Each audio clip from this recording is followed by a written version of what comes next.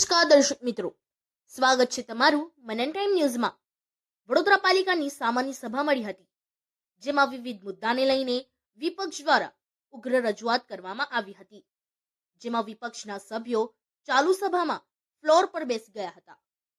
મહાનગરપાલિકાની સામાન્ય સભા વડી કચેરી ખાતે મળી હતી, જેમાં કોંગ્રેસ પક્ષના સિનિયર કાઉન્સિલર ચંદ્રકાંત શ્રીવાસ્તવ દ્વારા વિકાસના કામો અને પડતર માંગો સહિતના મુદ્દેની રજૂઆત કરવામાં આવી હતી અને એક સમયે ફ્લોર પર બેસી વિરોધ પણ નોંધાવ્યો હતો। આજની સભામાં તેઓ દ્વારા ખાસ કરીને વડોદરા નગરપાલિકાના ચીફ ફાયર ઓફિસરની ભરતી બાબતની દરખાસ્ત આવી હતી, તે મુદ્દે વિરોધ નોંધાવ્યો હતો અને ધારાધોરણ વગર દરખાસ્ત ચડાવવામાં આવી હોવાના આક્ષેપ કર્યા હતા। સાથે સંજયનગર ઝુંપડપટ્ટી તોડવામાં આવી તે બાદ મકાન ધારકોને ભાડા પેટે જે રકમ નક્કી થઈ હતી તે પણ ચૂકવવામાં નથી આવતી અને ત્યાં હજુ કોઈ સ્કીમ બની નથી, આ બાબતની રજૂઆત પણ કરી હતી। સાથે આ લોકોને તેઓની રકમ ચૂકવવામાં આવે એવી પણ માંગ કરી હતી। સાથે આજવા ખાતે અતાપીનો મુદ્દે પણ તેઓએ ઉઠાવ્યો હતો। સાથે ટીપીમાં જમીન કપાત મુદ્દે ભ્રષ્ટાચાર થયો હોવાના પુરાવા સાથે રજૂઆત કરી હતી। સામાન્ય સભાની મંજૂરીની અપેક્ષાએ મંજૂરી આપેલ હોય તેને મંજૂરી આપવામાં આવે છે। એક કરતા વધુ દરખાસ્ત વિષય નંબર 2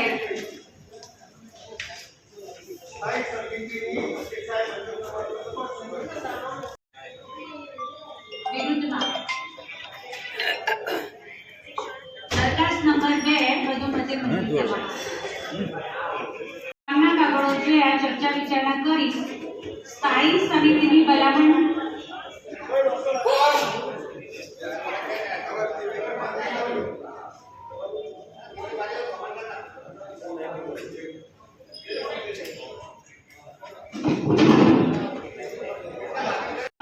વિષય નંબર 2 પર 2 દરખાસ્ત આવેલી છે। દરખાસ્ત નંબર 1 કામના કાગળો જોયા ચર્ચા વિચારણા કરી કમિશનર શ્રીની ભલામણ નામંજૂર। ચીફ ઓફિસરની જગ્યા માટે 10 ઉમેદવારોએ અરજી કરેલ છે, પરંતુ માત્ર એક જ ઉમેદવારનું પસંદગી યાદીમાં નામ દર્શાવેલ છે, જે નીતિ નિયમ વિરુદ્ધ છે। પસંદગીની યાદીમાં દર્શાવેલ ઉમેદવાર કોઈપણ કોર્પોરેશનની અંદર 7 વર્ષનો નોકરીનો અનુભવ ધરાવતા નથી। તેઓ 24 કલાક ફાયર સર્વિસ વિભાગમાં ફરજ બજાવતા નથી। ફાયર બ્રિગેડનું ક્ષેત્ર જેમાં ફક્ત 3 વર્ષનો અનુભવ છે। પોસ્ટ જે નીચેની પોસ્ટની સમકક્ષ ગણી શકાય। સ્ટેશન ઓફિસર અથવા મદદનીશ વિભાગીય અધિકારીની રેન્ક સરકાર સ્થાનિક સંસ્થાઓ સરકારી ઉપકરણ બોર્ડ કોર્પોરેશન લિમિટેડ કંપનીઓ હેઠળ સ્થાનિક અધિનિયમ 2013 અમદાવાદ મ્યુનિસિપલ કોર્પોરેશન ઇમરજન્સી સર્વિસમાં divisional officer deputy chief fire office અને ચીફ ફાયર ઓફિસરના ઇન્ટરવ્યુ દરમિયાન આ ઉમેદવારનો અનુભવ માન્ય ગણવામાં આવ્યો નથી। જે જગ્યાને મેઇન જગ્યાની ભરતી સમયે સભામાં મોકલો ત્યારે સર્વિસ રૂલ એટલે કે આરઆર શું છે તે તમામ સભાસદોને જાણ કરવી જોઈએ। સીધું કામ ન મોકલાય। ઉપરોક્ત તમામ શરતો મુજબ પસંદગી કરેલ અરજદાર ચીફ ઓફિસર તરીકેની લાયકાત ધરાવતા નથી, જેથી કોર્પોરેશનના આરઆર અનુભવ અને જરૂરિયાત મુજબની લાયકાત ધરાવતા ઉમેદવારની પસંદગી કરવાનું આ સભા કરાવે છે। દરખાસ્ત નંબર 2 વિષય નંબર 2 કામના કાગળો જોયા ચર્ચા વિચારણા કરી કમિશનર શ્રીની ભલામણ મંજૂર કરવાનું ઠરાવવામાં આવે છે।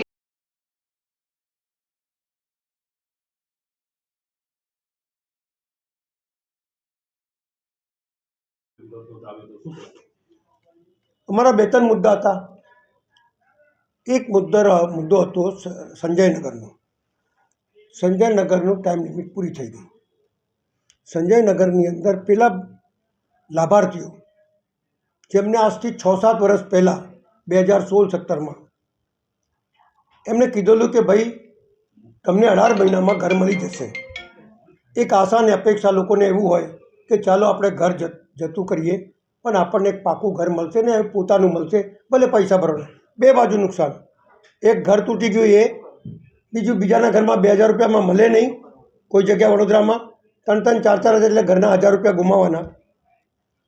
તોય છતાં લોકોને આશા અને અપેક્ષાથી લોકો ખાલી કરી ગયા। જે પરમિશન જે લોકો બાંધકામ પરમિશનમાં છે અને જે લોકોને ખબર છે કે આ જમીન કોર્પોરેશનની છે એને શું જોયું કે પાછળથી આ ભિક્ષુકની જગ્યા નીકળી અને પછી તમે સ્ટે લઈ આવ્યા. સ્ટે લાવ્યા પછી જે મૂળ ટેન્ડર લેનારો હતો એના પર્સન્ટેજ ચેન્જ થઈ ગયા, કોઈ બીજો વ્યક્તિ આવી ગયો અને પછી કામ શરૂ કર્યું. બહુ કૂદતા હતા, હવે મળી જશે ઘર, આમ થઈ જશે. સાહેબ 2000 રૂપિયા ભાવનું જમીન હતી તે વખતે, આજે 6000 રૂપિયા છે.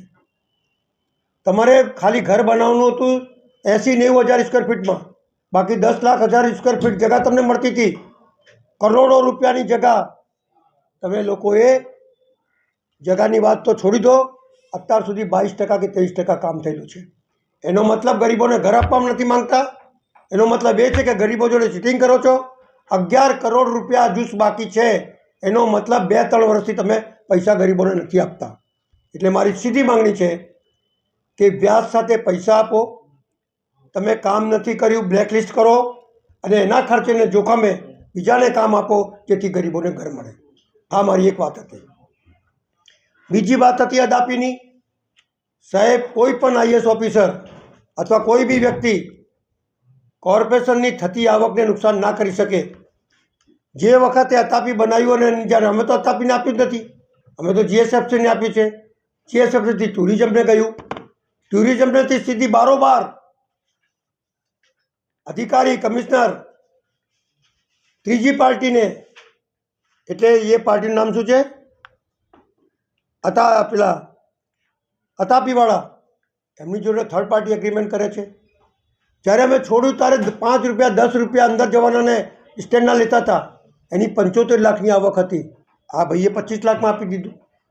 એની સાથે સાથે એમને રૂમો બનાવ્યા, હોટલ બનાવી, પાર્ટી પ્લોટ બનાવ્યા, આ બધી આવક ઊભી કરી અને આ લોકો તમાશા જોતા હતા. આ સભાની અંદર મેં 5-10 વખત રજૂઆત કરી છે કે ભાઈ આ વાપસ લઈ લો, નથી લેતા. એક બ્રિજ તોડ્યું છે એને. ત્રિમાસિક સ્ટેટમેન્ટ આપવાનું નથી આપ્યું. ઓડિટ કરાવવાનું નથી કર્યું. સેફટીના પોઈન્ટ રાખવા નથી રાખ્યા. એડિશનલ ઓડિટર નહીં રાખ્યું. આ બધી વસ્તુ તમે વિચાર કરો. શું લખે આપણે જોઈ રહ્યા છે કે કાર્યવાહી હજી સુધી જે થવી જોઈએ થઈ નથી. હવે વિપક્ષની સ્ટેન્ડ શું રહેશે જો હવે પછી કાર્યવાહી નહીં થાય? આ પહેલી વખત હું નીચે બેઠો છું, પહેલી વખત મેં રજૂઆત કરી છે.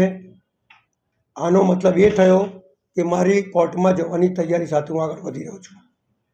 ત્રીજી વાત, ટીપીની અંદર જયંતિ પંચાલ દરેક જમીનની અંદર એના 2%, 5%, 10%, 20%, 30% જમીન કાપો છો.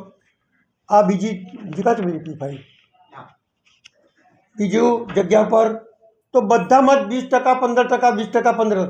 જો ટીપી સ્કીમનો કાયદો 40% જમીન કાપવાનું હોય તો સામાન્ય માણસની જમીન 40% કાપો અને માલે તુજારોને તમે આ રીતે ફાયદા કરો અને કોર્પોરેશનને કરોડો રૂપિયા નુકસાન કરતા હોય ત્યારે મારે કોર્ટમાં જવાની જરૂર પડે અને કોર્ટમાં જઈ અને કોર્ટ પાસે ન્યાય માંગીશ કે આ લોકોને સજા કરો, અધિકારીઓને સજા કરો જેને આ કાપ્યું હોય.